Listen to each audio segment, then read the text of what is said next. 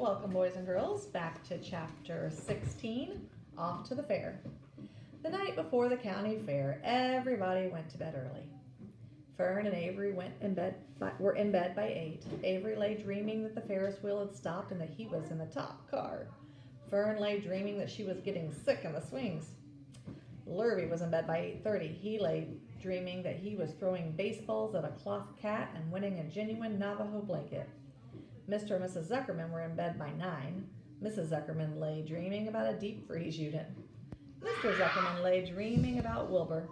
He dreamt that Wilbur had grown until he was 116 feet long and 92 feet high, and that he'd won all the prizes at the fair and was covered with blue ribbons and even had a blue ribbon tied to the end of his tail.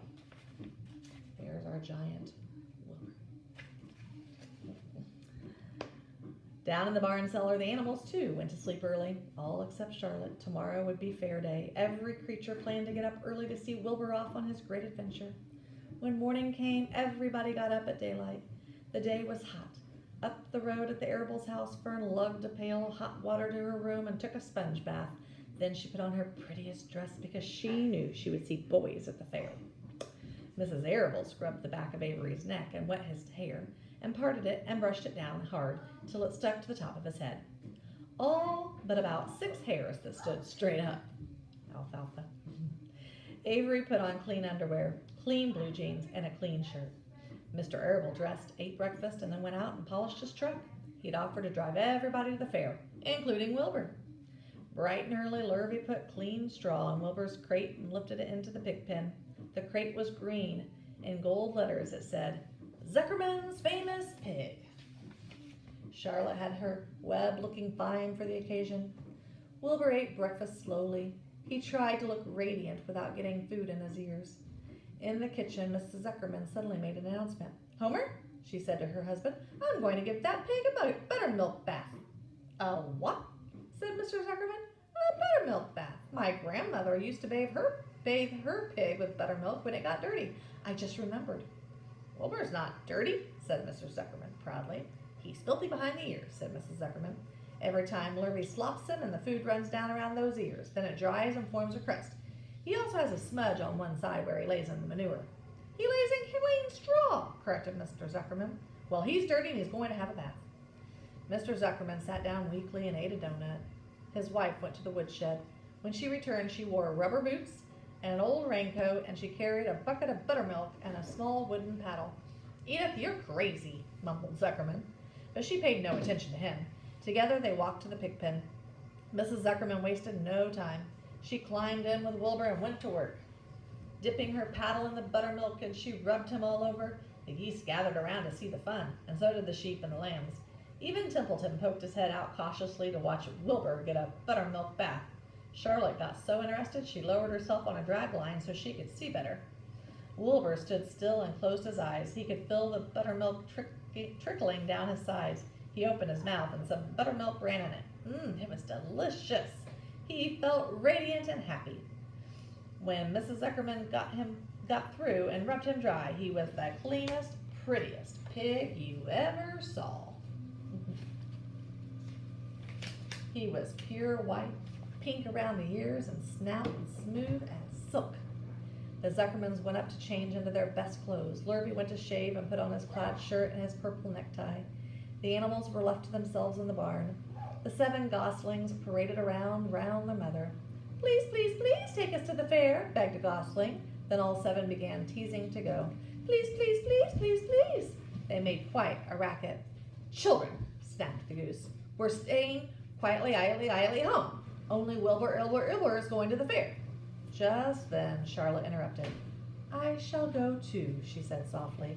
I have decided to go with Wilbur. He may need me. You can't tell what may happen at the fairgrounds. Somebody's got to go along who knows how to write. And I think Templeton better come too. I might need somebody to run errands and do general work. I'm staying right here, grumbled the rat. I haven't the slightest interest in fairs. That's because you've never been to one, remarked the old sheep. A fair is a rat's paradise. Everybody spills food at a fair. A rat can creep out late at night and have a feast. In the horse barn, you'll find oats that the trotters and pacers have spilled. In the trampled grass of the infield, you will find the old discarded lunch boxes containing the foul remains of peanut butter sandwiches, hard-boiled eggs, cracker crumbs, bits of donuts, and particles of cheese. In the hard-packed dirt of the midway, after the glaring lights are out and the people have gone home to bed, you will find a veritable treasure of popcorn fragments, frozen custard dribblings, candied apples abandoned by tired children, sugar fluff crystals, salted almonds, popsicles, partially gnawed ice cream cones, and the wooden sticks of lollipops. Everywhere is a loot for a rat. In tents and booths and haylofts, why, a fair has enough disgusting leftover food to satisfy a whole army of rats. Templeton's eyes were blazing. Is this true? He asked. Is this appetizing yarn of yours true? I like high living, and what you say tempts me. It is true, said the old sheep. Go to the fair, Templeton. You will find that the conditions at a fair will surpass your wildest dreams. Buckets with sour mash sticking to them, tin cans containing particles of tuna fish, greasy paper bags stuffed with rotten... That's enough, cried Templeton. Don't tell me any more. I'm going. Good, said Charlotte, winking at the old sheep. Now then, there's no time to be lost. Wilbur will soon be put into a crate. Templeton and I must get into the crate right now and hide ourselves. The rat didn't waste any minute. He scampered over to the crate, crawled between the slats, and pulled straw up over him so that he was hidden from sight. All right, said Charlotte. I'm next.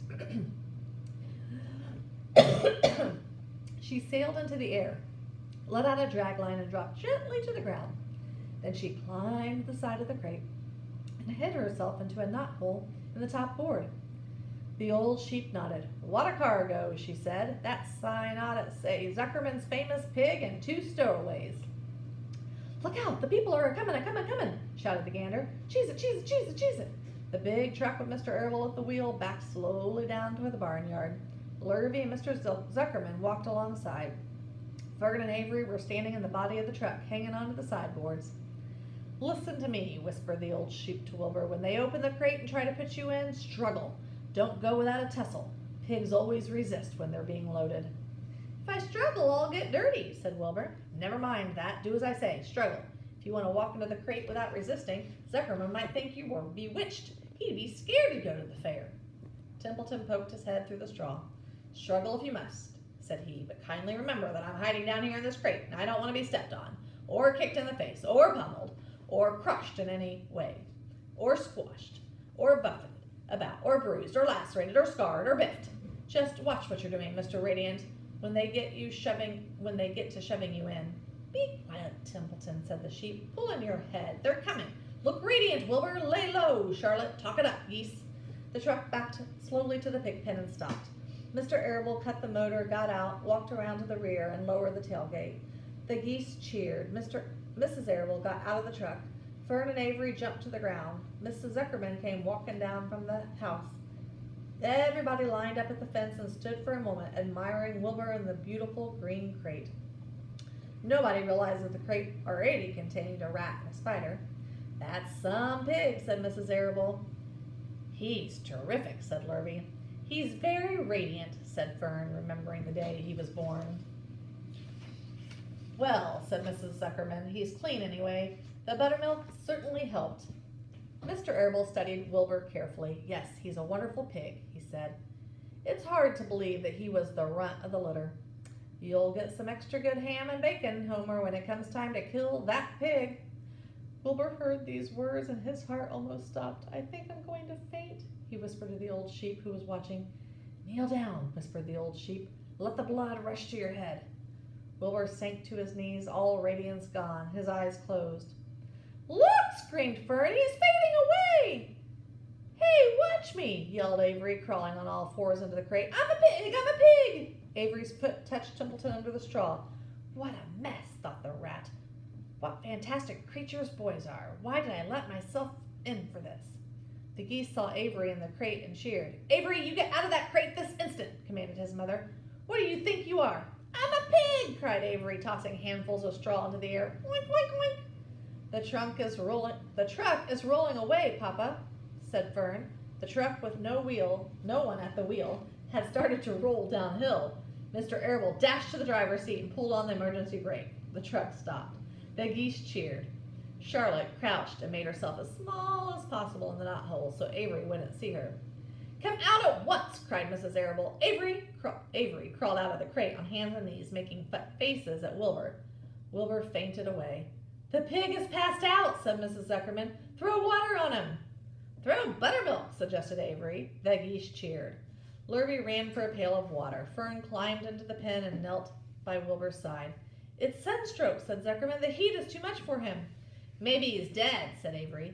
"Come out of that pig pen immediately," cried Mrs. Arable. Avery obeyed his mother and climbed into the back of the truck so he could see better. Lurvy returned with cold water and dashed it on Wilbur. "Throw some on me," cried Avery. "I'm hot too." "Oh, keep quiet," hollered Fern. "Keep quiet!" Her eyes were brimming with tears. Wilbur, feeling the cold water, came too. He rose slowly to his feet while the geese cheered. "He's up," said Mr. Arable. "I guess there's nothing wrong with him." "I'm hungry," said Avery. "I want a candied apple." "Wilbur's all right now," said Fern. "We can start. I want to take a ride in the Ferris wheel."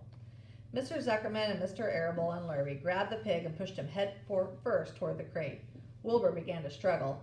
The harder the men pushed, the harder he held back. Avery jumped down and joined the men. Wilbur kicked and thrashed and grunted. "Nothing wrong with this pig," said Mr. Zuckerman cheerfully, pressing his knee against Wilbur's behind. "All together now, boys. Shove." With a final heave, they jammed him into the crate. The geese cheered. Lurvy nailed some boards across the end so Wilbur couldn't back out. Then, using all their strength, the men picked up the crate and heaved it aboard the truck. They did not know that under the straw was a rat, and inside a knothole was a big gray spider. They only saw a pig. "Everybody in," called Mr. Arable. He started the motor. The ladies climbed in beside him. Mr. Zuckerman and Lurvy and Fern and Avery rode him back, hanging on the sideboards. The truck began to move ahead. The geese cheered. The children answered their cheer, and away went everybody to the fair. Next chapter will be chapter 17, Uncle. Bye, boys and girls.